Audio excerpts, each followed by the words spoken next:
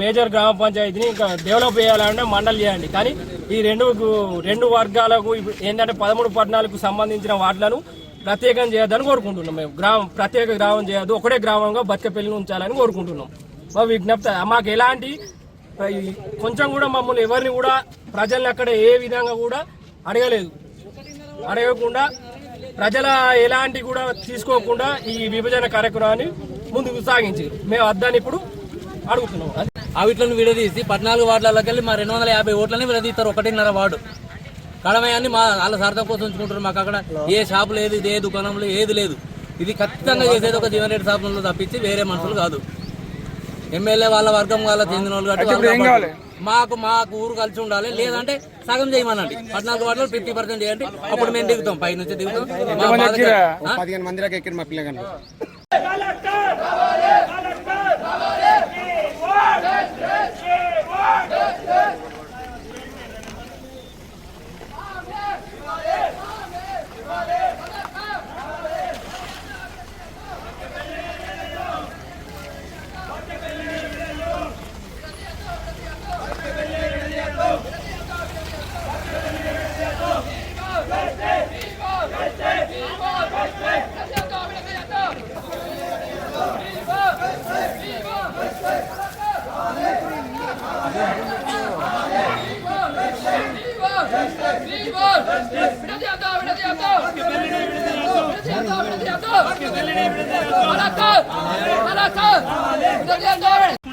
పులేపల్లెకు ఉరివేయద్దురా.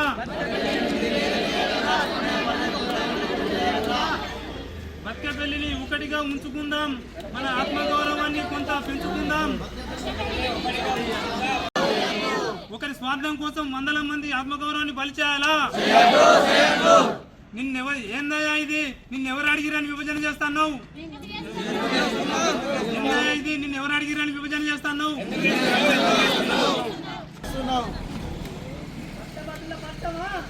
చిన్న పంచాయతీల నీకేం తెలుసు? చిన్న పంచాయతీల కట్టము. నీకేం తెలుసు? చిన్న పంచాయతీల కట్టము.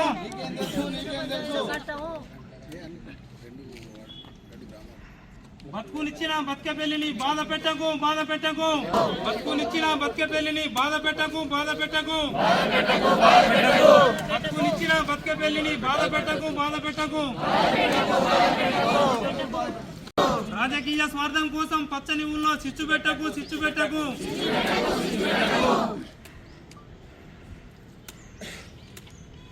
విడదీయద్దు.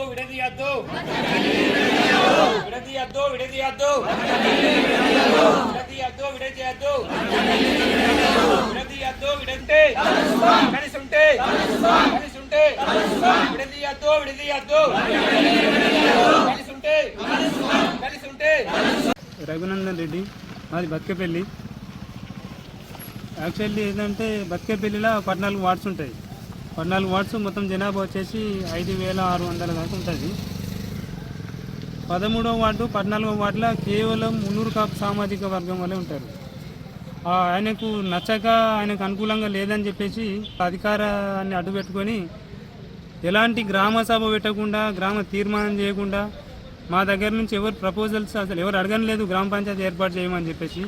దానికి ఆయనకు నచ్చకుండా ఆయననే ప్రతిపాదనలు పంపించి అధికారులతోటి తప్పుడు సమాచారం ఇప్పించి గ్రామ సభ పెట్టినట్టు తీర్మానం చేసినట్టుగానే కాగితాలలో అధికారుల మీద ఒత్తిడి తీసుకొచ్చి రాయించేసి ఉన్నతాధికారులకు ప్రతిపాదనలు పంపించి దాన్ని దాదాపుగా జీవో పాస్ చేయించినట్టుగానే తెలిసింది మాకు.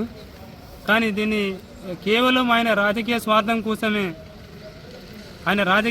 కోసమే మమ్మల్ని సపరేట్ విడదీస్తే ఇక ఆయనకు ఊళ్ళో బతకపల్లి ఊళ్ళే ఆయనకు ఎదురు సదురు ఉండదు, పోటీగా మేము ఉండదని చెప్పేసి కేవలం వాళ్ళ మీద పోటీకి రావద్దనే ఉద్దేశంతో మమ్మల్ని పక్కకు పెట్టాలనే ఉద్దేశంతో ఆయన గ్రామ విభజనకు పూనుకున్నాడు. ఇప్పుడు ఎవరన్నా మా పిల్లలు ఇప్పుడు దీనికి నిరసనగా ఇదివరకు ప్రజావాణిలో కలెక్టర్ గారికి 2-3 సార్లు దరఖాస్తు ఇచ్చినాం, పంచాయతీ కమిషనర్కి కూడా దరఖాస్తు చేసినాం, మెయిల్ చేసినాం. ఇవాళ మా పిల్లలు దీనికి నిరసనగా ట్యాంక్ ఎక్కి వాళ్ళు అక్కడికి నుంచి పంచాయతీ అధికారో కలెక్టరో ఎవరో ఒకరు వచ్చి గట్టి హామీ ఇచ్చేదాకా దిగము, మేము ఇక్కడ నుంచి దూకి ఆత్మహత్య చేసుకుంటామని చెప్పేసి మా పిల్లలు కూడా ట్యాంక్ ఎక్కి నిరసన చెప్పారు. ఈ నిర్ణయాన్ని ఎట్టి పరిస్థితుల్లో వాళ్ళు వెనక్కు తీసుకోకపోతే ఇక తదుపరి పరిణామాలు కొంచెం ఇక దయచేసి పాలకులు కానీ ప్రభుత్వ అధికారులు కానీ మా సహనాన్ని పరీక్షించద్దని కోరుకుంటున్నా. దీని మీద జనరల్గా ఇప్పుడు గ్రామ పంచాయతీ కావాలంటే మేమే అడుగుతాం, మాకు పంచాయతీ ఏర్పాటు చేయరు అని చెప్పేసి మేమే అడుగుతాం. నువ్వు అడగకుండా నీ దగ్గర అసలు ఎవరు అడిగిరని నువ్వు విభజన చేస్తాను, ఎందుకోసం చేస్తాను విభజన? ఎవరి స్వార్థం కోసం? నీకు రాజకీయ స్వార్థం కోసం నీ ఉనికిని కాపాడుకోవాలనుకుంటే నువ్వు ప్రజలలో గెలువు, ఇట్లా విభజించి పాలించుడు కాదు. నువ్వు అసలు ఇట్లా ఎందుకు చేస్తాను? నీకు ఈ టైంలో నీకు ఈ దురాలోచన, ఈ దుర్బుద్ధి ఎందుకు కలిగిందో మాకైతే అర్థమైతే లేదు. అసలు నువ్వు ఎందుకు చేస్తాను ఇట్లా? నీ ఒక్కని స్వార్థం కోసం ఇంతమంది ఆత్మగౌరవం బలి చేయాలా?